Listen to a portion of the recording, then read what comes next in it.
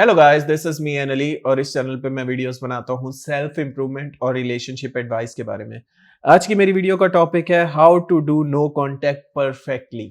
No contact perfectly कैसे करें, कौन सी वो टिप्स एंड ट्रिक्स है जिससे आप मूव ऑन भी जल्दी हो सकते हैं, जिनसे उनके वापस आने के चांसेस भी बढ़ सकते हैं। इस टॉपिक पे बात करने से पहले मैं कहूंगा प्लीज सब्सक्राइब कर दो मेरे चैनल को, ताकि आने वाली हर एक वीडियो आपकी हेल्प कर सके। और अगर आपके क्वेश्चंस हो आप पूछ सकते हैं इंस्टाग्राम पे, लिंक जो है वो डिस्क्रिप्शन में है।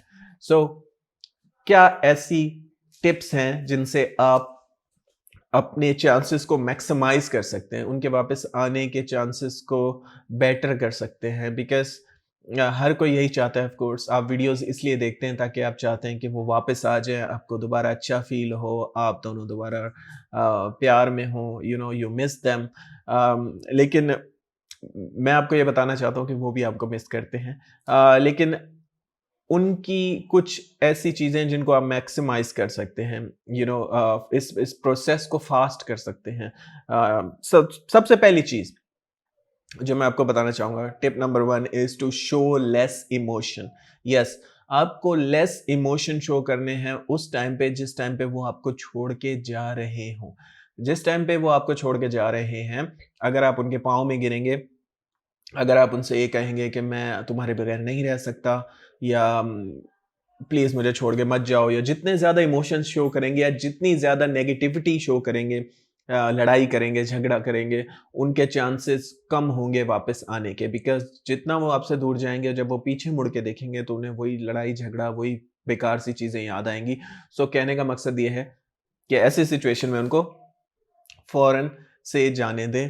ज़्यादा आर्ग्यू मत करें, ठीक है? एक बार आप उनसे पूछ सकते हैं रीज़न, अगर वो रीज़न ना बताना चाहें तो उनको छोड़ दें उनके हाल पे, और यही बेस्ट पॉसिबल चांस होगा। जितना आप उनको ईज़िली जाने देंगे, उतना वो ज़्यादा चांसेज़ है वापस आने के। हज़रत अली ने कहा था कि दोस्त एक परिंदे की तरह है, उसे आज़ाद छोड़ दो, अगर वो लौट आए तो तुम्हारा, अगर ना लौटे तो तुम्हारा कभी था ही नहीं। सो यही रिलेशनशिप में मैं एडवाइस करूँगा कि लोगों को आज़ाद छोड़ दें। अगर वो वापस आ जाएँ तो वो आपके, वो वापस ना आए तो वो आपके कभी थे ही नहीं, ठीक है? They were just using you. Tip number 2, don't stock. अगर आप चाहते हैं कि वो वापस आ जाएँ जल्दी, तो स्टॉक नहीं करना। क्यों के? इसकी रीज़न बताता हूँ। आप जब उनको स्टॉक करेंगे, जब उनकी सोशल मीडिया प्रोफाइल्स देखेंगे, तो आप उनको बहुत ज़्यादा मिस करेंगे, और आप उनको मिस करेंगे तो मे बी शायद आप कुछ ऐसा देख लें जिससे आपकी एंग्ज़ायटी शूट कर जाए। वो कोई पार्टी कर रहे हैं, या वो किसी ऑपोज़िट जेंडर के साथ हैं, उन्होंने कोई पिक्चर लगाई है, जिससे आपकी एंग्ज़ायटी शूट कर जाएगी, और फिर क्या होगा, उसका नतीजा आप पे कंट्रोल नहीं होगा। आप उन्हें मैसेज कर देंगे, कॉल कर देंगे, और फिर उनको एक वैलिडेशन मिलेगी कि आप अभी भी उन्हें प्यार करते हैं, अभी भी उन्हें चेज़ करते हैं, जिसकी वज़ह से वो वापस नहीं आएँगे, और वो इधर-उधर और ज़्यादा मुँह मारेंगे और आपको इज़्ज़त नहीं देंगे। तो मैं आपको बताना ये चाहता हूँ, दूसरी चीज़ है, टिप नंबर 2, स्टॉक नहीं करना, ठीक है?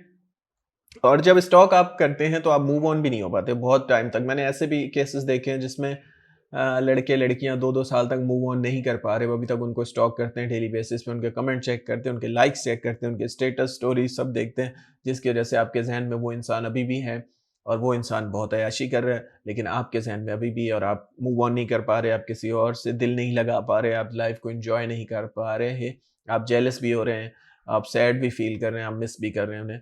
तो इसलिए मूव ऑन करना लाज़मी है, और स्टॉक नहीं करना। तीसरी चीज़, लर्न समथिंग न्यू।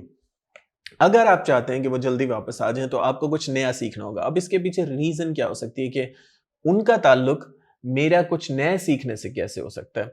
इसके पीछे रीज़न ये है कि जहाँ भी हमारा फ़ोकस होता है, ठीक है? हमारी एनर्जी उस साइड फ्लो होती है, ठीक है? तो अगर आपका फ़ोकस उस इंसान के ऊपर होगा, तो 24 घंटे आप उसको एनर्जी दे रहे हैं। आप अपनी लाइफ़ में खुश नहीं रह पाएँगे, आप अपनी चीज़ों पे फ़ोकस नहीं कर पाएँगे, आप कोई भी चीज़ ढंग से नहीं कर पाएँगे। अक्सर लोगों को मैंने देखा है कि वो अपने हाथ-पाँव छोड़ देते हैं। वो काम सही से नहीं कर पाते, वो एग्ज़ाम अगर उनके आ गए तो वो उस पे फ़ोकस नहीं कर पा रहे। क्यों? क्योंकि अ, उनका जो फ़ोकस है वो उस इंसान की तरफ है, वो सारी एनर्जी उधर फ्लो कर रहे हैं। तो जिधर भी आपका फ़ोकस होगा, एनर्जी उसी तरफ फ्लो होगी। ठीक है? तो करना आपको ये है कि कोई नया स्किल सीखना है जो जिसमें आपका फ़ोकस रिक्वायर्ड हो, ठीक है? जब आप पहली बार कोई चीज़ करते हैं, चाहे वो ड्राइविंग हो, चाहे वो गिटार बजाना हो, चाहे वो राइटिंग करना हो, कोई भी नया स्किल जब आप सीखने की कोशिश करते हैं, तो उसमें आपका फोकस्ड रिक्वायर्ड होता है, आप कॉन्शियसली क्योंकि वो कर रहे होते हैं। हाँ, जब आप रिपीटेडली वो करते रहते हैं तो वो आपके सबकॉन्शियस माइंड में चली जाती है और बाद में वो आपका बिहेवियर में आ जाती है, फिर वो ईज़ी हो जाता है आपके लिए करना। लेकिन पहली बार जब आप करते हैं तो फोकस रिक्वायर्ड होता है। पहली, दूसरी, तीसरी बार जब आप जब तक वो आपकी हैबिट नहीं बन जाती। तो इसलिए आप कॉन्शियसली करते हैं और कॉन्शियसली जब भी हम कोई चीज़ करते हैं तो उसके लिए हमारा फोकस रिक्वायर्ड होता है। तो आपका फोकस जो है वो उस चीज़ के ऊपर जाएगा और आप कुछ पल के लिए, आधे 1 घंटे के लिए उनको भूल जाएँगे और यही काफ़ी है। ये भी एक तरह की मेडिटेशन है। मेडिटेशन का भी प्रोसेस यही होता है कि आप पास्ट या फ्यूचर को भूल के प्रेज़ेंट मोमेंट में आएँ। तो किसी न्यू स्किल को सीखना भी एक मेडिटेटिव प्रोसेस है, ठीक है?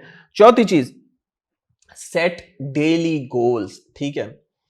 आपको अगर किसी चीज़ को हासिल करना है, तो गोल भले लॉन्ग टर्म रखें, लेकिन अपनी प्रोग्रेस को डेली बेसिस पे मेज़र करें। उससे ये फ़ायदा होता है कि आपको कॉन्फिडेंस मिलता है कि मैंने आज का टास्क पूरा कर लिया, ठीक है?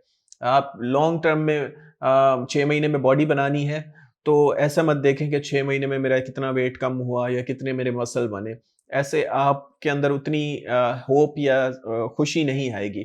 क्योंकि लॉन्ग टर्म में चीज़ें स्लो हमेशा चलती हैं। इसलिए ज़्यादातर लोगों को लगता है कि वो वहीं पे खड़े हैं, ठीक है? लेकिन वो लर्न कर रहे होते हैं न्यू स्किल, लेकिन उनको लगता है कि उन्होंने प्रोग्रेस नहीं की। वो अपनी अपनी लाइफ़ से सैटिस्फाइड नहीं होते। क्यों? क्योंकि वो डेली बेसिस पे अपनी सक्सेस को मेज़र नहीं कर रहे होते, ठीक है?